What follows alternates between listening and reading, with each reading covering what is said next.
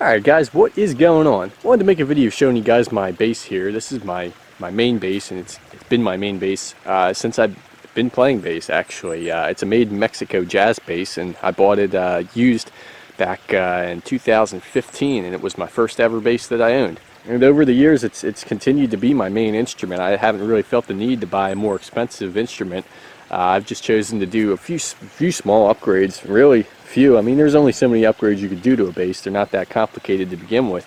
But I've just done a few small upgrades to it, and it serves me perfect. My whole thing about Mexican jazz basses or guitars, or really any I guess instrument that you can buy a cheaper model of, not necessarily the absolute cheapest. You know, I don't recommend buying a $30 bass on Amazon, because the amount of work you have to put into that is far beyond what it's worth when you could just get like a really decent starting point like you have with these Mexicans.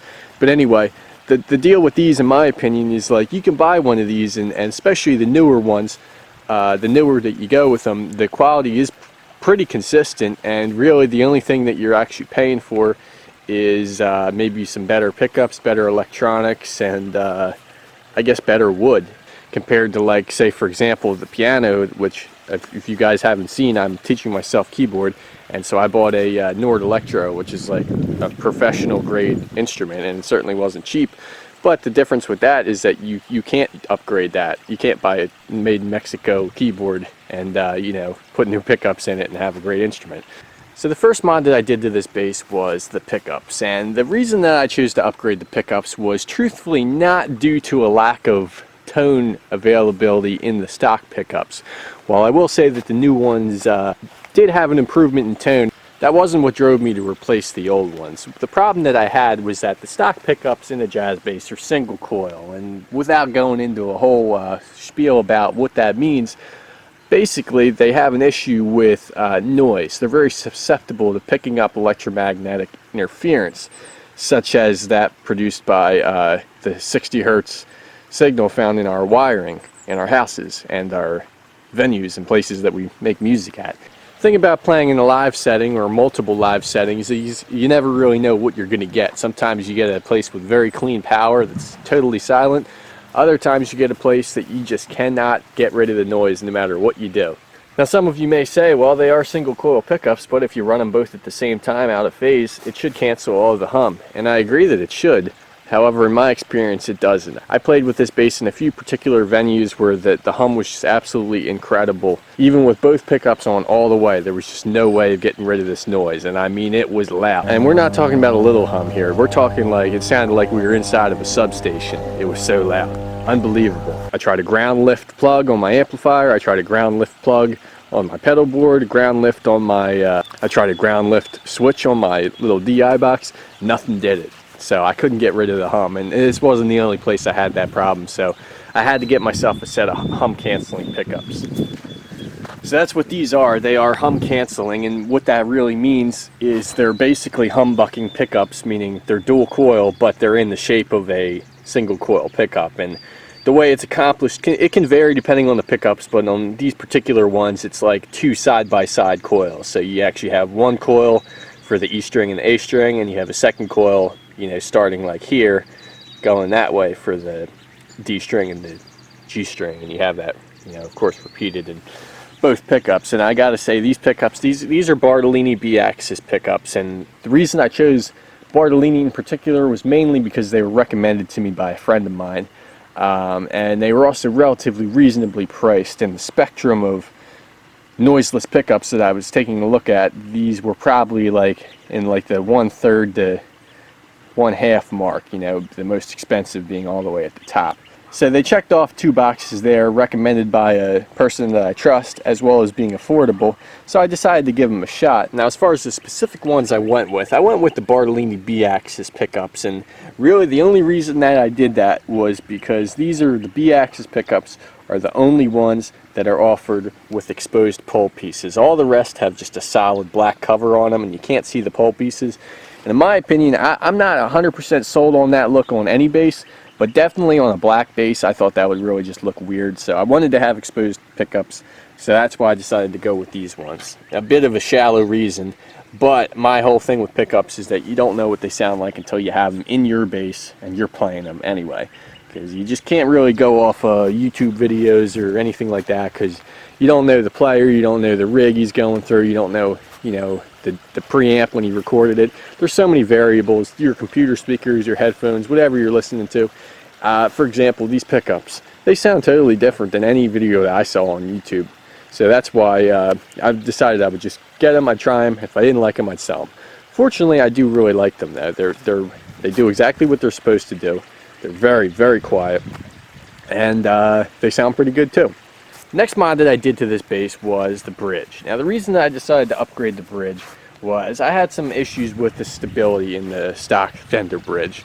Now specifically the problem I had was the string height adjustment just never stayed where it was supposed to stay. The stock Fender bridge has these two little adjustable Allen screws that are used to set the height, and I think due to the constant vibration of the strings, they just seem to rattle and vibrate and never stay where I set them to. Now there are ways around that, such as Loctite or a little dab of clear nail polish, and I tried that and it did work, but it just adds an extra step. When you want to make an adjustment, you can't make adjustments on the fly. You got to break the Loctite or heat it up or whatever you got to do to get it undone, and overall just a step that is annoying for me given how much I play. Now I'm not the kind of person that makes constant adjustments to my setup, but still I just wanted something that I could set and forget, but then also make adjustments whenever I wanted to without, you know, any extra hassle. Now I chose to go with the Babbitt's bridge, and actually it was the same reason as the pickups. The same person that recommended the pickups recommended the bridge. He had one on the guitar that he had, and he was 100% satisfied with it, so he said to get one. So I said, okay, why not? You know, I'll try it. If I don't like it, I'll sell it and I won't buy another one. But actually I do really like it. The adjustments are fantastic on it, 100% stable. Nothing has moved since I got it. And I did actually make a video showing how to install that if anyone's interested, so I'll link that around somewhere. You guys will see it.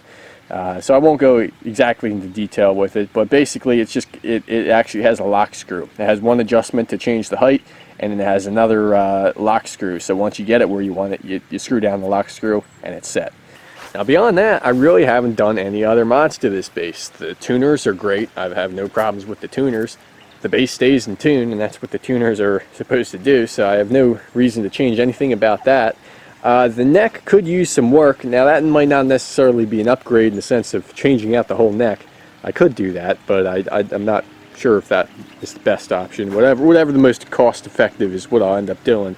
And that might just be a matter of having some work done to it. Again, that might not really be an upgrade. That might be more along the lines of required maintenance. Beyond that, the only real changes we consider, other than aesthetic changes such as a pickguard upgrade, the only other thing I could consider is the electronics. These are the stock electronics. I never changed the pots out, so I could upgrade them, or I could consider an active setup. That's very controversial. Maybe I'll make another video discussing that. But even just changing out the pots, you know, keeping the bass passive and just changing out the pots, I'm not sold on that. I have read articles and I have been told by some people that it makes a tremendous difference, but in my mind, I don't understand how you know, one pot could work better than another pot. It's a cheap enough upgrade. Maybe I should just try it. You know, it might be worth it. But that's really all I have to say about this. You know, like I said, I bought this bass I think in 2015 for $300, and I'd say between the bridge and the pickups, I probably got another $300 in the bass. So for $600, I got a great bass here. You know, for me, you know, I'm the type of person, I don't like to spend a lot of money if I don't have to spend it. And you know, if you want to buy, you know, a classic bass, a 1962 Jazz for $3,000, I could see that. It's kind of like a classic car. It's a collector's item. You're buying it for more reasons than just its functionality. But if your only desire is functionality, I just can't see going out and spending $1,500 for a brand new bass. You know, you're going to have to do some of these upgrades anyway. For example, $1,500 bass has the exact same bridge as a $300 bass, this bass here. So in my opinion, it's way better to just buy a bass and upgrade it for cheap than spending a lot of money. And you're going to want to end up making changes probably anyway. But anyway, that's all I have to say about this. I hope you guys enjoyed the video. Please give it a thumbs up if you did. Check out some of my other videos. I got other bass videos. I got keyboard videos. I'm even considering doing some personal finance videos. The name of my channel is Deep Pockets in reference to a deep rhythmic pocket, but I'm considering some money videos as well because I think you guys might enjoy them. So subscribe if any of that interests you, and until then, we will see you guys in the next one.